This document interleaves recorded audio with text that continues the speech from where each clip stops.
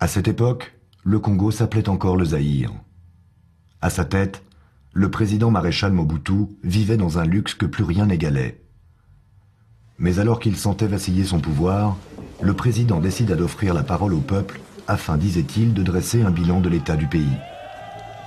Pour la première fois depuis l'accession au pouvoir de Mobutu, le peuple allait pouvoir s'exprimer. Pour la première fois depuis l'indépendance, un espoir était né. Celui que la conférence nationale pourrait mettre fin à la dictature. On espérait de la conférence nationale un changement. On espérait de la conférence nationale une ouverture à une certaine démocratie. Vous ne pouvez pas savoir ce que c'est que la dictature. Hein. La dictature, ça veut dire, vous faites des marches sur la route, ils viennent avec des armes, ils tirent, et les gens tombent, ils meurent. Vous n'avez rien à dire. Mais alors, pouvoir dire, on va nous donner la parole, chacun pourra dire ce qu'il pense, tout le monde espérait. Ce n'est pas une première en Afrique, il y a déjà eu des conférences nationales au Bénin, au Congo-Brazzaville, et la population du Zaïre de l'époque aspire, elle aussi, à une sorte de grand déballage, de remise à plat de toutes les erreurs du régime, de tous les problèmes, qui devraient déboucher vers la démocratisation. C'était à cause de la perestroïka qui a donné le mouvement des libertés fondamentales et tous les systèmes qui ne s'accommodaient pas des libertés fondamentales parce qu'elles étaient autocratiques ou dictatoriales, et nous en avions un, devaient trouver le moyen de s'organiser pour entrer dans la mentalité démocratique du monde. C'est ainsi qu'on avait mis à la tête de la conférence nationale un évêque.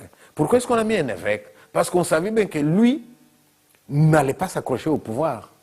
Nous, on savait que lui, même si on lui demandait, mais s'il te plaît, 2 ans ou 3, mais ça serait juste pour mettre les trains sur les rails, et qu'il allait partir, et que pour une fois, on allait avoir des gens que nous, on aurait élus. Pour une fois, nous allions avoir des gens à qui nous pouvions dire des choses. Parce que nous estimons que si on a au pouvoir des gens que nous, nous avons élus, ces gens nous sont redevables. Et en cas de difficulté, on peut leur demander des comptes. Mais lorsque vous avez des gens dont le pouvoir vient de l'extérieur, mais ces gens, ils vont parler comme Mobutu. Hein. Mobutu nous a dit, je ne dois rien au peuple congolais. Il disait zaïrois, je ne dois rien au peuple zaïrois. Le peuple zaïrois me doit tout. Donc, nous, on attendait beaucoup de la conférence nationale. La majorité qui ont assisté à cette conférence, qui comprenait à peu près 2400 personnes, la majorité était composée des gens du MPR, donc les combattants de Mobutu. Malgré ça, j'ai été élu à cette conférence Premier ministre du gouvernement de transition. Mais M. Mobutu, ne voulant pas entendre parler de ça, parce que mon gouvernement était un gouvernement qui allait avoir ou partager avec lui les compétences, Mobutu ne l'entendait pas de cette manière-là, il voulait être seul maître à bord. Il a tout fait pour torpiller